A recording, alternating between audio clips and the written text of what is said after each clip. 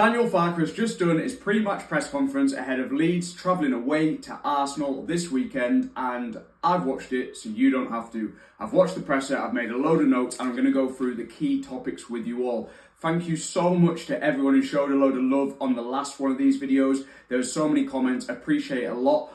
Unfortunately, because of the way TikTok works, I need the watch percentage to be higher. So a lot of you watch it, but you don't watch it all the way to the end. So please watch it all the way to the end and leave a comment of more than 3 words. Anyway, let's get into it. So straight up, he was asked about Okafor because he's just signed today. Unless you've been living under a rock, you will know we've signed Noah Okafor from AC Milan.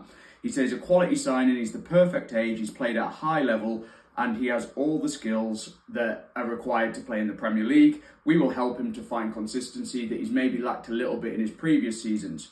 Where are we at in terms of DCL? He was asked about Dominic Calvert-Lewin, because obviously we only signed him last week, but he wasn't seen on Monday. He said with each session, it's becoming more important as his endurance is good, his fitness is good, but he needs more team training. So each session is getting him closer to starting and playing in the squad. However, it's a little bit of a way off. They're not too sure when that's going to happen. He has integrated well, but they don't know when he will play his first game. He was asked about other positions that we need to improve, and he said there's no names. He's not going to give you names of players we're looking for, but we are looking for a fullback plus 1 or 2 more offensive signings. So it's took some pressure away bringing in Okafor and DCL. However, 1 or 2 more are needed. Okafor, what is his favourite position? He says the left wing.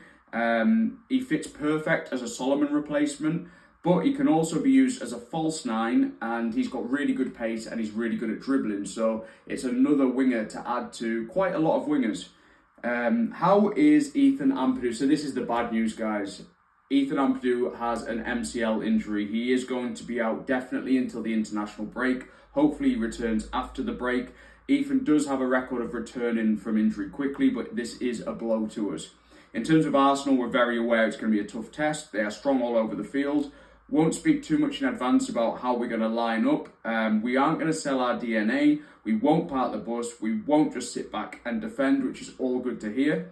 He was asked about how we had a lot of shots against Everton, but not many on target. And he said, we know it's something we need to work on. We must be more clinical in the final third. We had this problem last year and we got better. And we will bring in that individual quality, which will help us convert chances into goals. In terms of Ampadu, again, he was moved back to that topic, and he said Gruev is a good replacement for Ampadu. Stack or Tanaka are also able to play there. Longstaff is a good option, but he's more of a 8 than a 6. And then he was asked about those left wing options because there's 4 of them on the roster now. And he says he was asked where does Largy fit into that?